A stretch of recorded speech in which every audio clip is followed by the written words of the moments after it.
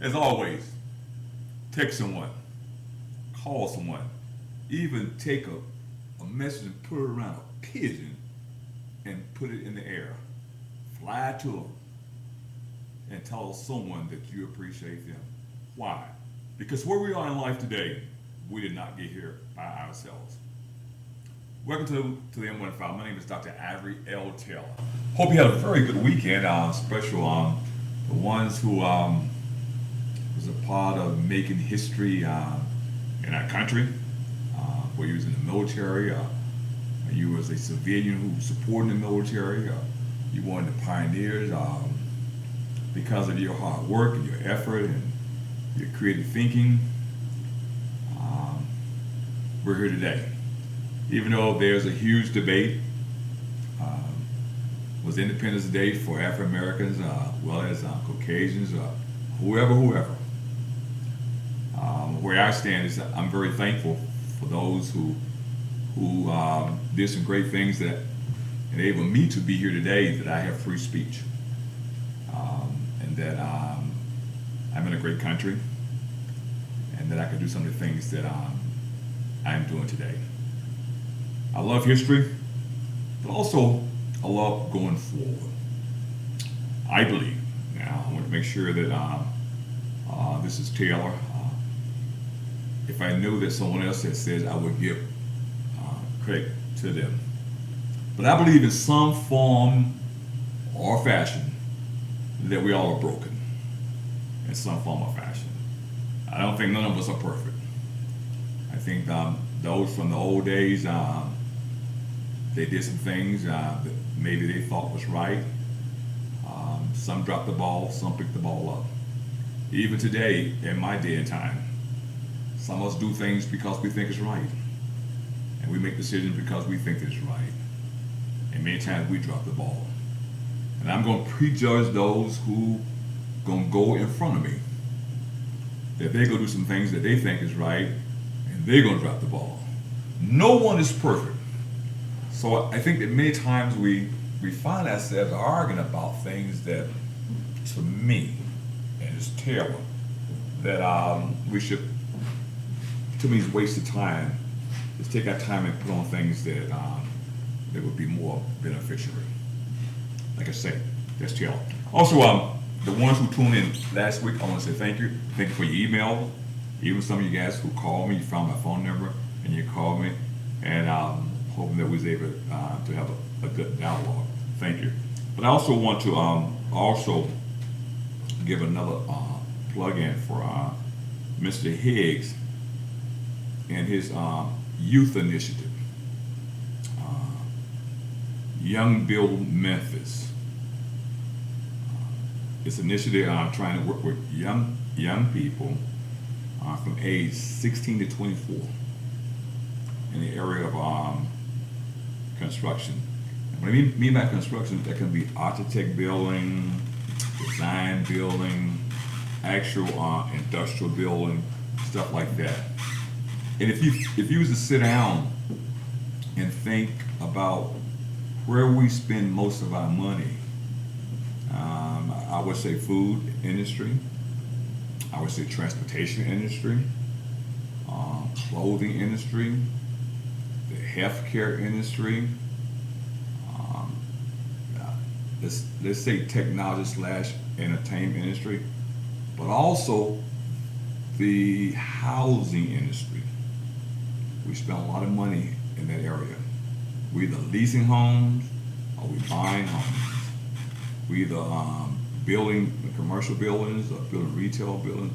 We either tearing down buildings or we restoring buildings or putting them back up again.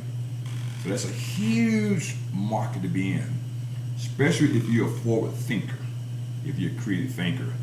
So if you know anyone, or if you're the person who's 16 years old and no older than 24, who would like to go into an industry, and they're going to pay you to help yourself.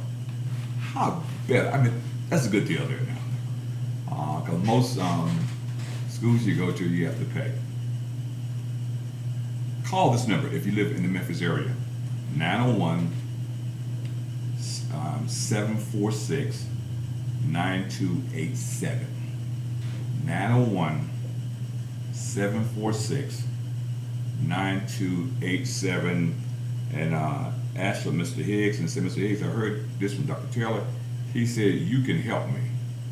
And even from this trade or skill or initiative, there is a great need for furniture making, or what we call upholstery type making. There's a huge need. There's a backlog for that. If you don't believe me, just kind of go around the internet a little bit and see the cost of antique furniture. It costs. So if you have those type of skills, you can create your own, especially in areas that maybe low income areas that you don't want to move, but you want to invest in your community. And that's one thing I believe in. I believe that the best way to solve poverty, or low income, or either argument, is that the people who are involved, they take their energy and put it in a positive way and start investing. And I believe that if you invest positive and try to recruit resources to come to your area and people who can come and help, not come and tell you that you all wrong. No. Come and help you with your vision of your community. I think things will turn around. But if you know anyone, 16 years old to 24, who has some type of foresight or vision that want to go into this field, give Mr. Higgs a call, 901-746-9287. Okay. Today I want to talk about something that, let's talk about a testimony. And if I had to use a topic, we're going to talk about the body is not built to be overloaded. It's not built for that. This whole month, we're going to talk about cancer. Now, in the research world, we still arguing. And when I say arguing, I mean debating, okay? I don't mean you're putting the dukes up fighting on that. We still debating. We have one group who are saying that cancer comes through DNA.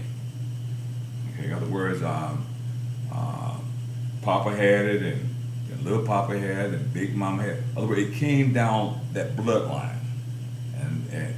And if you're offspring from that, then you have a great chance of having or either some type of cancer. And if you notice that when you go get a physical, they ask you certain questions about your family. Did your family have this? Did your family have this? Did your family have this? Because that group believes that whatever that family DNA, it has an opportunity to get you. Now, that's a huge debate. Now, the other group, what we say is that cancer comes from eating conditioning. In other words, wellness. In other words, how what I've eaten, and what is my stress level. In other words, the wellness of who I am. In other words, what I'm doing. Whether I have a strong immune system or a weak immune system. If my immune system is weak, then there's an opportunity for these type of ailments to come in. A huge balance rate. I mean, it's up and down. But the bottom line is here.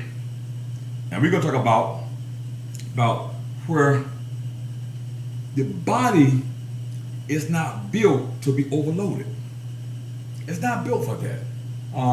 Whether we go back in theology argument, whether we go back into what we call um, the physical fitness of who we are. The body was created, or the body is made, whatever language you want to use, is to create things. It's not made to be pressurized. And if it's pressure, or if it's overloaded, it's gonna react. It's the same thing that if you took a balloon and you begin to pressure and push and push and push, it begin to get flatter and flatter. Then all of a sudden it pops. Either you have a rubber band and you keep pulling out, pulling out, pulling out. Now if you pull out slowly and slowly, it begins to stretch, and it won't go back in, but it's out of its norm.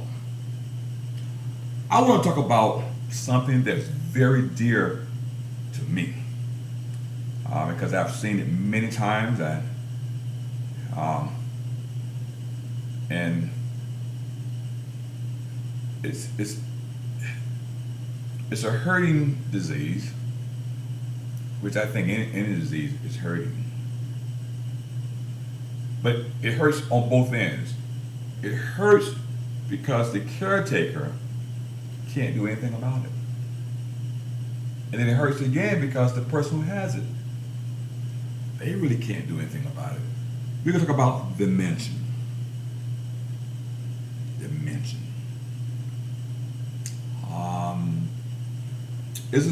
It's a disease that works with the brains,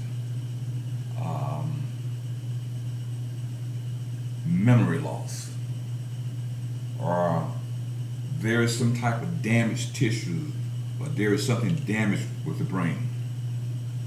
Now, we can argue all day long how it came to be. And I see both sides of the argument. So I like for us to, all of us, to look at the symptoms of it and see, can it not happen to us or happen to you? Dementia. And if you ever see an older person, and even now, young people, that has this disease, it's tough for them. It's very tough.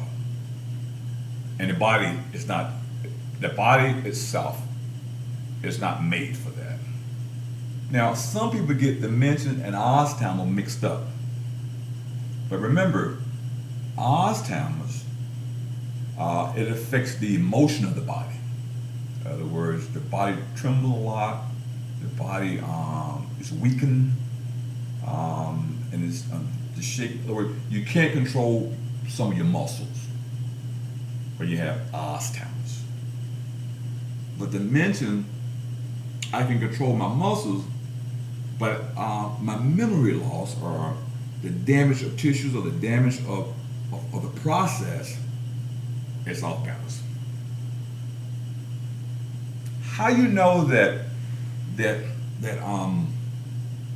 you're moving toward that is when you become very, very forgetful. Say, for example, you're watching television, and you get up and you say, I'm going to the kitchen to get some refreshments. You go in the kitchen, get the refreshments, you open the refrigerator, and you close it, you go back and sit down, and you forget. You say, why did I go in the kitchen? Just that quick. He's forgotten. Say, for example, you have a conversation with someone, and you're talking, and all of a sudden a memory lapse comes.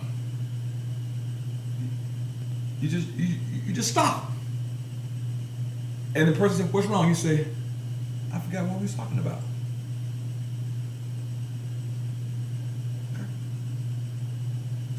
Okay. If you're going through these type of things, my suggestion is slow down. Slow it down. Slow it down. Because it shows that the body itself is out of sync. It's out of sync. There are some times that you could be going home on the highway, and your mind is so far in front of you, or your mind is somewhere, you miss your exit. Or you're supposed to pick someone up, and you just forgotten. And the kid's still waiting for you. And what happened is, now, I'm not throwing away the argument that DNA has a part of this, but I am introducing the argument that stress adds to this. Because from dementia, it's easy to be moved over into depression. Some people call it where you lose concentration. I heard somebody say you get in a funk. In other words, you're just down and out, and that comes from depression. And from that, it comes from stress. And the body is not made for that. The body is not geared for that.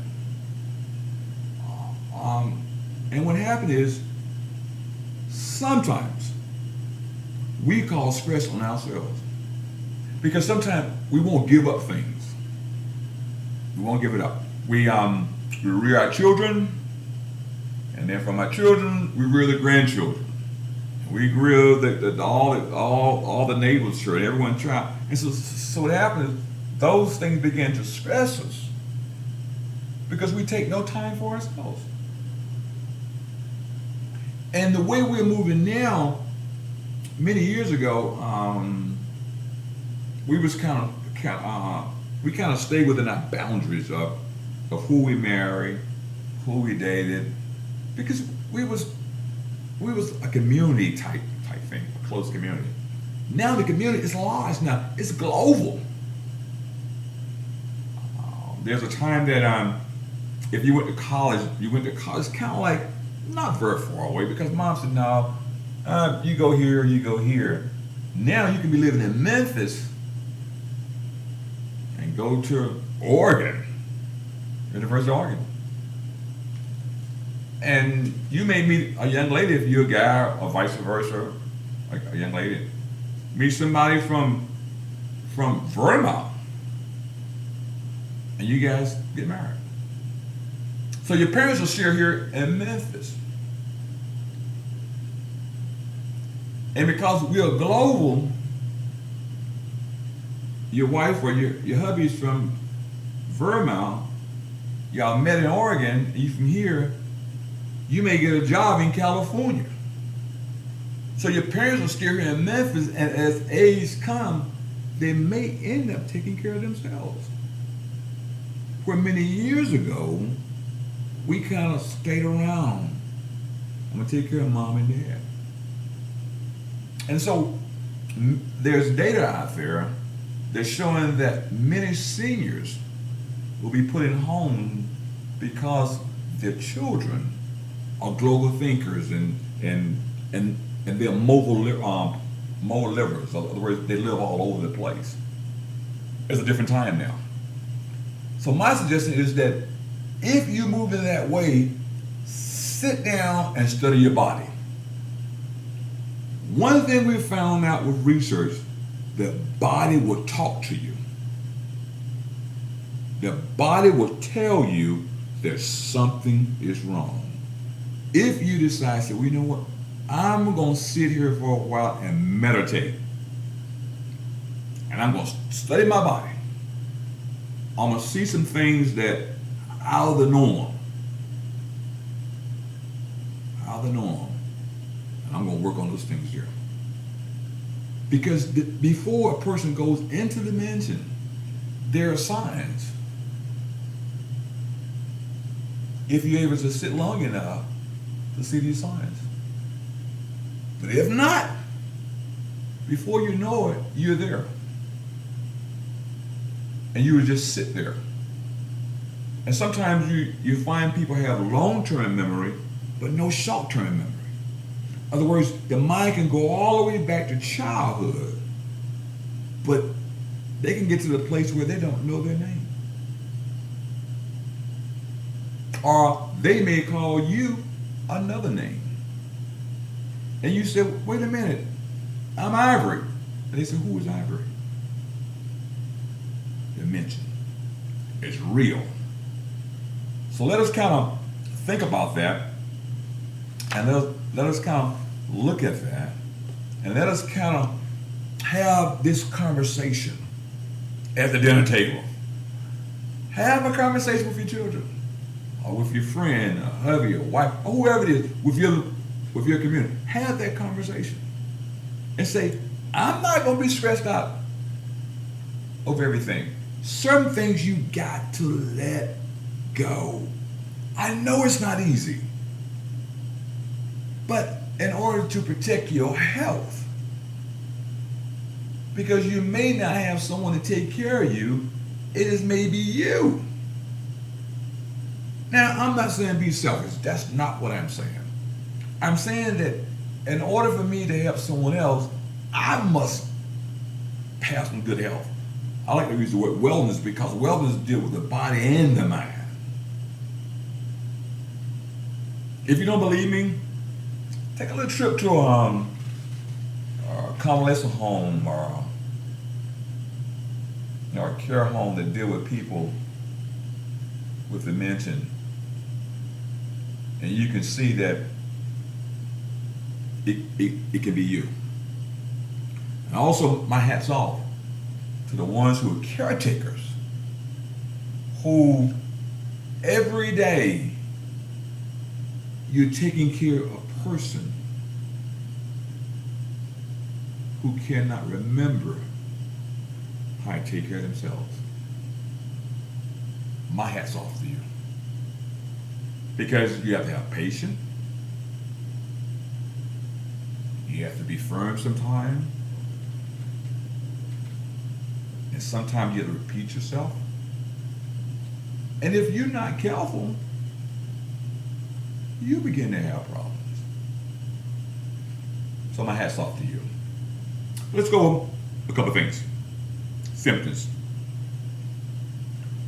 When you have problems in trying to plan things, or you have problem in concentration.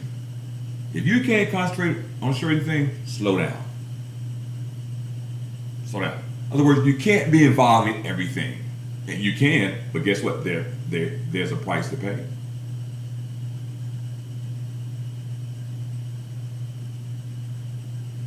If you're always frustrated, I mean, you're just frustrated with everything. Somebody say, how you doing? They ask, what you want? Have you ever seen these type of people? Well, they're just negative. I mean, they're just negative. You can ask, what a beautiful day. And they'll say, how's it so beautiful? What a sunny day, it's too hot. If it's real cold, it's not warm enough. There's always some type of confusion. There's always some type of frustration. If that's you, or if that's one of your loved ones, have a conversation with them. Because that's one of the symptoms where the mind itself is all balanced. It's not doing what it's supposed to do. In other words, it's overloaded. It's not made for that. Attention span. Have you ever seen some people who just cannot sit still?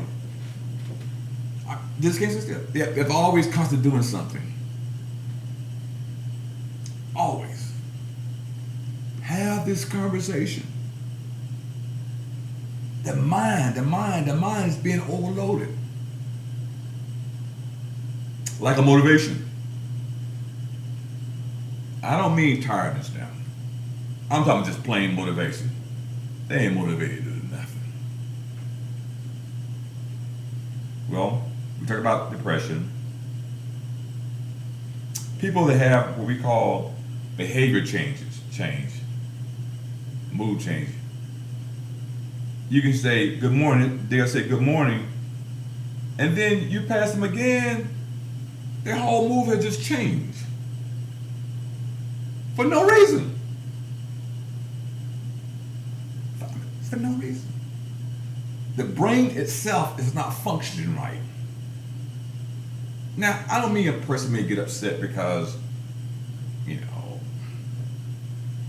because maybe something happened the wrong way. But they're frustrated because they couldn't get the shoes tied right. Or they're frustrated because they couldn't put the tie on. And they get frustrated. Their mood just changed. These are signs where the person themselves is down. Also, muscle weakness. Now, muscle weakness is kind of thin because Alzheimer's is also a sign of muscle weakness. In other words, the body itself kind of shut down, the physical body. So be very careful with that. Sometimes they have problems in sleeping. They just can't sleep. And one of them, they have problems. You can tell their symptoms of dementia is where this person loves just argue all the time. They argue and get frustrated like I don't know what. They just argue. I mean, you can be talking to them, and they can't get their point over. They just get. I can't say pissed on TV. They just get angry or frustrated. They just go off. These are symptoms that move us toward dementia. It's like a chemist unbalanced with the brains. And this is real. It's real. It's nothing to play with. So every now and then, I like to challenge you to sit down and study your body. See, do you have some mood changes? You just go anywhere. See, do you have some memory lapse? See, like where you just in a funk, you're critical.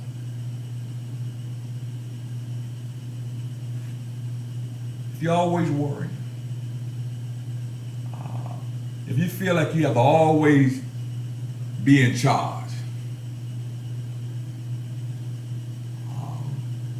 have to always be your way, and if it's not your way, you pout. You want to take your ball and run home. Your body will tell you if you're moving that way, because when you get over there, everyone knows.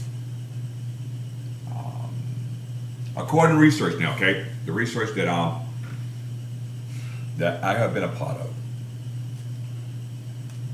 I have not read or heard of anyone who actually in dementia who have gone through that line and able to come back. You know, maybe there's some testimonies out there, and also, if you have a testimony.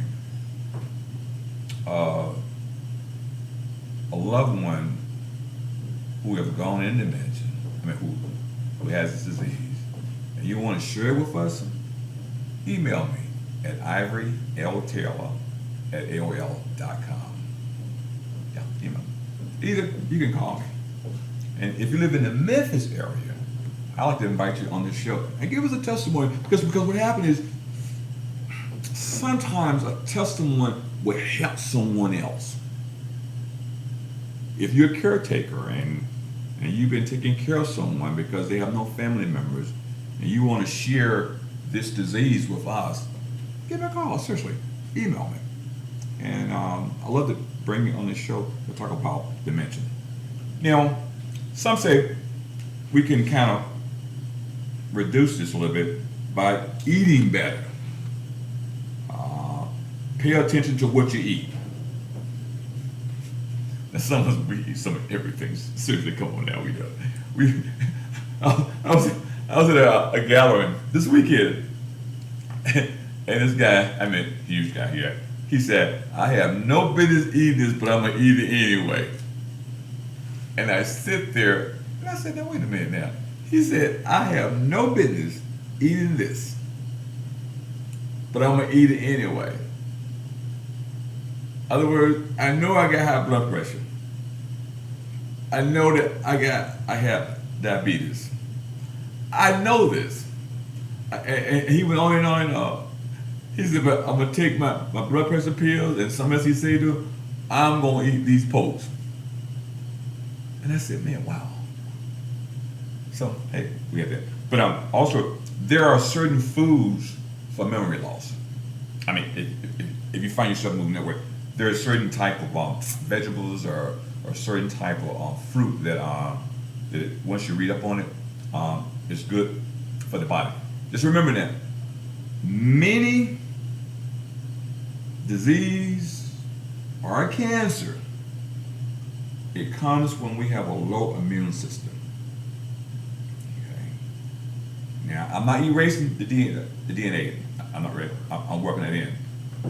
And when the body is low or the mind is low, it opens the door for these things to come in. It opens the door for it. And the reason why I don't want to push your DNA out, because I do know that when it comes to sickle cell, if my parents had sickle cell, there's a great opportunity that I can have, or either Skip, me, and my children can have sickle cell. So there are some diseases out there that I really would give a flag up that DNA plays a very important part in those things right there. Some people, when it comes to obesity, people say, well, I'm just big boned. Well, I said, okay. But yeah, they still eat a whole plate full of food. So I don't bow from that obesity is DNA. I think that it may be an environmental thing, because in your environment we eat certain foods. In other words, in my circle we eat this type of food, but maybe your circle eat this type of food. And when you begin to travel a lot, you'll find that people do things different.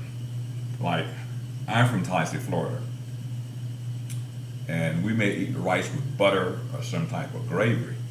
But when I was in the military, I met some people out of Carolina area. They eat rice with sugar, and I said, "Man, wow! I didn't get that." So the same rice, one eat it with sugar, one eat it with gravy or butter. The same thing with grits. Where I come from, where you may eat grits with butter and a little salt and pepper. So one else may eat grits with sugar in it. And so where we are or where we go in our eating things may change. Whether we like it or don't like it, still drink a lot of water. And let's exercise. Because that's how the body is made. Like I tell people in my lectures, if you just get on the floor and get a ball and just roll it. Now, you may need some help getting up, but you just crawl to your chair and pull yourself up. Don't be like me. I hurt my knee playing ball, and also in the military. I hurt my knee. I jumped out of a couple helicopters and we landed, and I misjudged the snow, and it was hula hula. Yeah, I thought my body was telling me one thing, but I was in some units, and the unit was always hula hula. And now, up in age, these ailments are coming back because I didn't listen to my body. What I should have done was go into rehab. I didn't do that because I thought I can outdo my body. So what I want to tell you, listen to your body. Your body will talk to you. Dementia is something not to play with. It's real. Listen to your body. Listen to it. Take time to meditate. turn the TV off, turn the radio off, and just take time and sit there and tune yourself into your body and let your body talk to you about wellness. It will do it. Because once you cross that threshold and you're over it, and now you in that area of dimension where you have that disease, it's tough. It's tough on you and it's tough on the caretaker. I wish you well. Thank you for tuning in with us today, and thanks for your time. And always, text someone, call someone, even take a message and put it around a pigeon and let someone know that you appreciate them, because where you are in life, you're not getting here by yourself. Thank you much, and good day. Hi, I'm Deidre Malone, the host of Dialogue with Deidre. You can find us on the M1 TV network on YouTube. Subscribe and follow us. You can also find us on Facebook at M1 TV Network, Twitter, M1 TV Network 2, and Instagram, M1 TV Network 2. Please follow us so you can keep up to date with what's going on the M1 TV network with Dialogue with Deidre and Black Thought.